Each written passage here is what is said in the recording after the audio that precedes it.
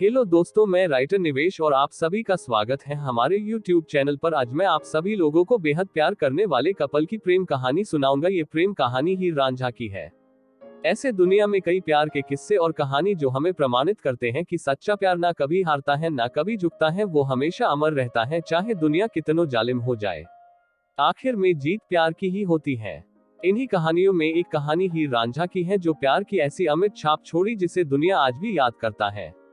उनका प्यार अमर है। आइए जाने हीर रांझा की सच्ची प्रेम कहानी। प्यार को शब्दों में बयां नहीं किया जा सकता और ना ही इसकी कोई परिभाषा है। इसे सिर्फ महसूस किया जा सकता है। ये तो एक ऐसा खूबसूरत एहसास है जो दो लोगों को बहुत गहराई से आपस में जोड़ता है। ये एक ऐसा बंधन है जो दो लोगों को रूह की गहराई से बांध देता है। प्यार आसानी से किसी से हो तो सकता है, पर आसानी से खत्म नहीं हो सकता।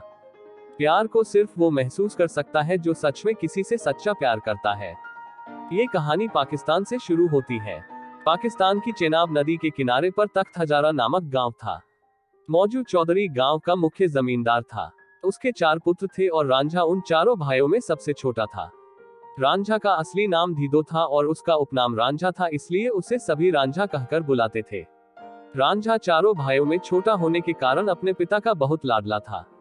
रांझा के दूसरे भाई खेती में कड़ी मेहनत करते रहते थे और रांझा बांसुरी बजाता रहता था, जिस कारण उसके भाई रांझा से नफरत करते थे। रांझा को बचपन में ही खूबसूरती से इश्क था। उसने अपने लिए सपनों में ही एक हसीना की तस्वीर गढ़ ली थी।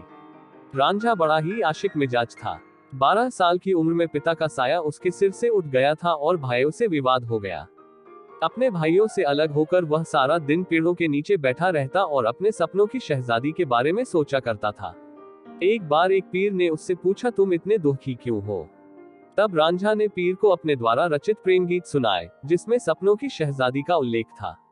पीर ने बताया कि तुम्हारे सपनों की शहजादी हीर के अलावा और कोई नहीं हो सकती। ये सुन रांझा अपनी हीर की तलाश में निकल पड़ा। एक रात रांझा ने एक मस्जिद में आश्रय लिया। अगली सुबह वो मस्जिद से रवाना हो गया और एक दूसरे गांव में पहुंचा जो हीर का गांव था। हीर एक सियाल जनजाति के संपन्न जाट परिवार से संबंध रखती थी। ये जगह अभी पंजाब पाकिस्तान में है।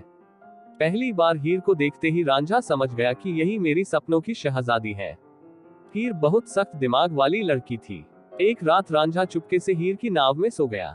ये देख हीर आग बबूला हो गई, लेकिन जैसे ही उसने जवां मर्द रांझे को देखा, वह अपना गुस्सा भूल गई और रांझा को देखती ही रह गई। तब रांझा ने उसे अपने सपनों की बात कही। रांझे पर फिदा हीर उसे अपने घर ले गई और अपने यहाँ नौकरी पर रखवा दिया।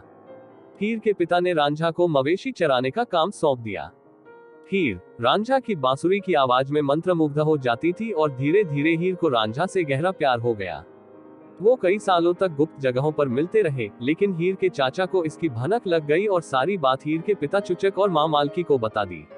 अब हीर के घर वालों ने रांझा को नौकरी से निकाल दिया और दोनों को मिलने से मना कर दिया। हीर को उसके पिता ने सैदा खेरा नाम के व्यक्ति से शादी करने के लिए बाध्य किया। मौलवियों और उसके परिवार के दबाव में आकर उसने सैदा खरा से निकाह कर लिया। जब इस बात की खबर रांझा को पता चली तो उसका दिल टूट गया। वो ग्रामीण इलाकों में अकेला दर दर भटकता रहा। एक दिन उसे एक जोगी गोरखनाथ मिला। गोरखनाथ जोगी संप्रदाय के कानफेटा समुदाय से था और उसके सानिध्य में रांझा भी जोगी बन गया। रब्बा का नाम लेता हुआ वो पूरे पंजाब में भटकता रहा और अंत में उसे हीर का गांव मिल गया जहां वो रहती थी। वो हीर के पति सैदा के घर गया और उसका दरवाजा खटखटाया। उसकी आवाज सुनकर हीर बाहर आई और उसे भिक्षा देने लगी। दोनों एक दूसरे को देखते रह गए। रांझा रोजाना फकीर बनकर आता और हीर उसे भिक्षा देने। दोनों रोजाना मिलने लगे। ये हीर की भाभी ने देख लिया। उसने हीर को टोका तो रांझा गांव के बाहर चला गया। सारे लोग उसे फकीर मानकर पूजने लगे।